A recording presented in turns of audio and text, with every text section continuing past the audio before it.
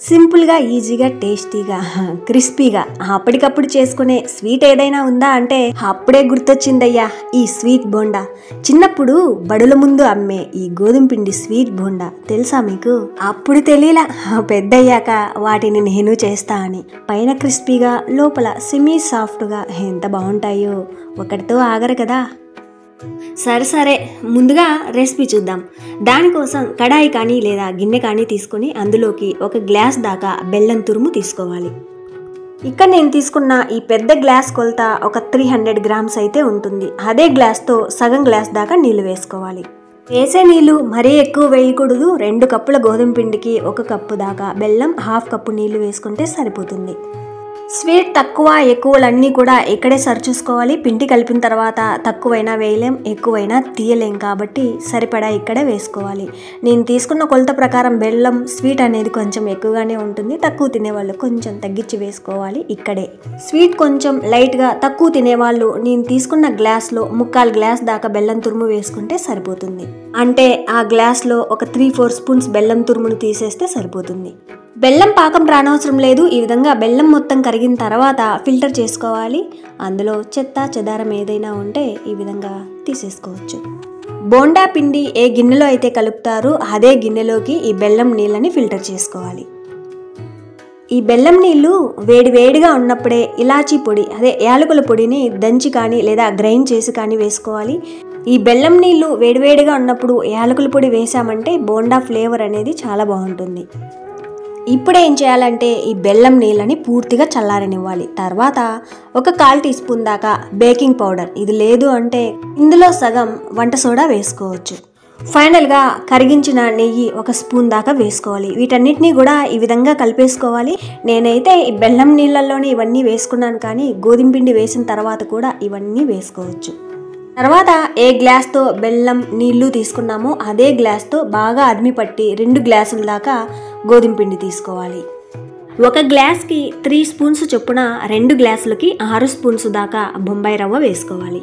ఈ రవ్వ వేయడం వల్ల స్వీట్ బోండా అనేది క్రిస్పీగా ఉంటుంది. ఇప్పుడు ఏం చేయాలంటే వేసిన గోధుమ పిండి రవ్వని ఆ బెల్లం నీళ్ళల్లో కలిసేలా ఈ విధంగా బాగా కలిపేసుకోవాలి. కొలత ప్రకారం 1 కప్పుతో చేసుకోవాలి అనుకుంటే 1 కప్పు గోధుమ పిండి, 1/2 కప్పు బెల్లం, 1/4 కప్పు దాకా నీళ్లు, 3 స్పూన్స్ దాకా సూజీ రవ్వ వేసుకుంటే సరిపోతుంది. పిండిని ఈ విధంగా ఒక 5 నిమిషాలు బాగా కలుపుకోవాలి. ఈ స్టేజ్ వచ్చేసరికి పిండి కొంచెం జారుగా ఉంది అనిపిస్తే ఒక 2-3 స్పూన్స్ దాకా గోధుమ పిండి వేసుకోవచ్చు. బెల్లం నీళ్ళల్లో పిండి బాగా కలిపిన తర్వాత కొంచెం మెత్తగానే ఉండాలి. ఇందులో రవ్వ వేసాం కాబట్టి బాగా నానిన తర్వాత ఇందులో వాటర్ మొత్తం ఆ రవ్వ పీల్చి ఈ పిండి కొంచెం గట్టిపడుతుంది. ఫైనల్గా చూడండి, ఈ మాత్రం కొంచెం మెత్తగా ఉండాలి, మరీ మెత్తగా కాకుండా. తీసుకున్న గోధుమ పిండి నాణ్యతను బట్టి వేసుకున్న బెల్లం నీళ్లు సరిపోక ఈ స్టేజ్ వచ్చేసరికి పిండి మరీ గట్టిగా ఉంది అనిపిస్తే కొంచెం ఒక 2-3 స్పూన్స్ దాకా నీళ్లు చిలకరించి కలుపుకోవచ్చు. ఒకవేళ మరీ జారుగా ఉన్నా సరిపడా గోధుమ పిండి వేసి కలుపుకోవచ్చు. ఫైనల్గా పిండి కన్సిస్టెన్సీ ఎలా ఉండాలి అంటే మరీ మెత్తగా కాకుండా కొంచెం మెత్తగా ఉండాలి. కొంచెం మెత్తగా ఉన్న ఈ పిండి మిశ్రమం ఒక 30 నిమిషాలు నానడానికి పక్కన ఉంచుతాం కాబట్టి రవ్వ వాటర్ని పీల్చేసి ఇంకొంచెం గట్టిగా తయారవుతుంది. ఫైనల్గా మళ్ళీ ఒక 1/2 టీ స్పూన్ దాకా నెయ్యిని కూడా ఈ విధంగా రాసుకోవాలి. ఈ స్వీట్ బోండాలో గుర్తుంచుకోవాల్సింది కూడా ఇదే, పిండి కలపడం కొంచెం మెత్తగా కలుపుకోవాలి. 30 నిమిషాల తర్వాత చూస్తే ఆ మెత్తగా ఉన్న పిండి కొంచెం గట్టిగా తయారవ్వాలి. అప్పుడే బోండాలు సరిగ్గా కుదురుతాయి. ఇలా కలిపిన పిండిని నానడానికి ఒక 30 నిమిషాలు మూత పెట్టి ఉంచాలి. ఒక 30 నిమిషాల తర్వాత చూస్తే చూడండి, ఈ పిండి మిశ్రమం అనేది కొంచెం గట్టిపడి ఈ విధంగా తయారై ఉంటుంది. మళ్ళీ ఒకసారి ఈ విధంగా మెత్తగా కలిపేసుకోవాలి. ఈ స్టేజ్లో కూడా పిండి ఒకవేళ మరీ మెత్తగా ఉంది అనిపిస్తే సరిపడా గోధుమ పిండి వేసి గట్టిగా తయారు చేసుకోవాలి. తర్వాత చేతికి ఆయిల్ కానీ నెయ్యి కానీ రాసి ఇక్కడ గుర్తుంచుకోవాల్సింది ఏంటంటే బోండాల సైజ్ అనేది మరీ పెద్దగా ఉండకూడదు. అలా పెద్దవి చేసామంటే లోపల పిండి పచ్చిగానే ఉంటుంది, సరిగ్గా వేగదు. చిన్న ఉసిరికాయ సైజ్ అంతా ఈ మాత్రం చేసుకుంటే చాలు. లోపల దాకా బాగా వేగి పైన క్రిస్పీగా లోపల సెమీ సాఫ్ట్గా వేగి ఈ బోండా భలే ఉంటుంది. బోండాలన్నిటినీ కూడా ఒకే సైజులో ఒకేసారి ఈ విధంగా రెడీ చేసుకున్నామంటే ఒకేసారి ఫ్రై చేసుకోవచ్చు. అన్ని బోండాలకి ఈ విధంగా కత్తితో కట్ చేయడం మాత్రం మర్చిపోవద్దే. పూర్తిగా కాదు, కొంచెం కట్ చేసామంటే లోపల దాకా బాగా వేగి బోండా క్రిస్పీగా ఉంటుంది. విధంగా రెడీ చేసుకున్న వీటిని ఇక్కడ గుర్తుంచుకోవాలి. ఆయిల్ మరీ ఎక్కువ హీట్ మీద ఉండకూడదు. ఆయిల్ ఎక్కువ హీట్ మీద ఉందంటే గోధుమ పిండి బోండాలు తొందరగా వేగిపోతాయి, లోపల పచ్చి పచ్చిగానే ఉంటాయి.